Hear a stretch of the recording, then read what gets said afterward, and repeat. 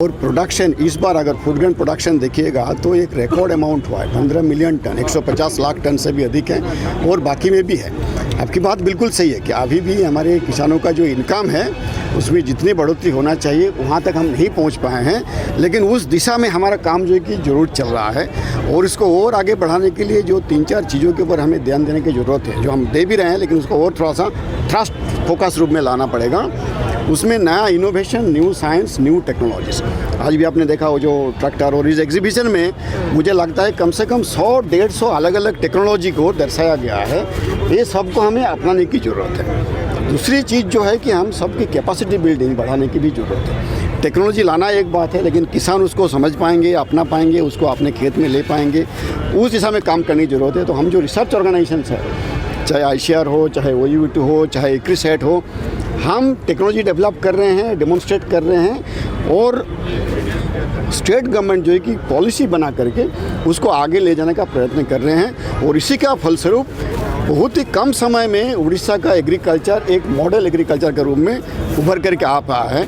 मुझे पूरा विश्वास है कि आने वाले समय में, जैसे माननीय उप मुख्यमंत्री जी ने भी कहा, 2036 से पहले कृषि का उन्नति इस राज्य में अभूतपूर्व होने वाला है और बिल्कुल आत्मनिर्भर ही नहीं, हम बाकी और कुछ राज्यों को और बाकी कुछ और देशों को भी हम जरूर फूड ग्रेन से लेकर के हॉर्टिकल्चर हम एक्सपोर्ट कर पाएंगे। बहुत बहुत धन्यवाद आप सबको।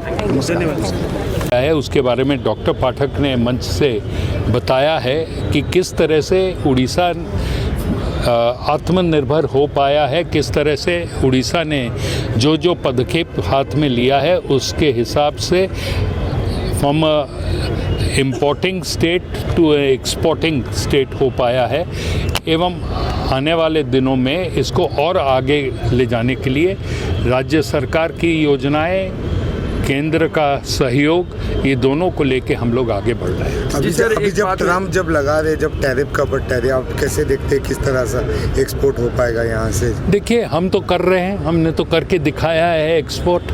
और एक चीज़, डोनाल्ड ट्रंप हमारे लिए इशू नहीं है। हमारे देश के चासी आत्मनिर्भर हैं। हमारा देश कृषि को छोड़ के कभी भी प्रगति कर पाएगा नहीं। हम जब तक अपने देशवासियों को खाद्य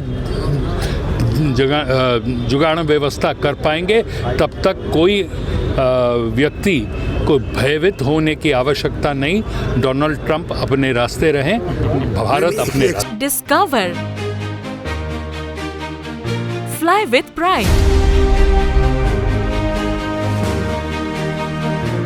TSG Gurukul, the ultimate home for your child.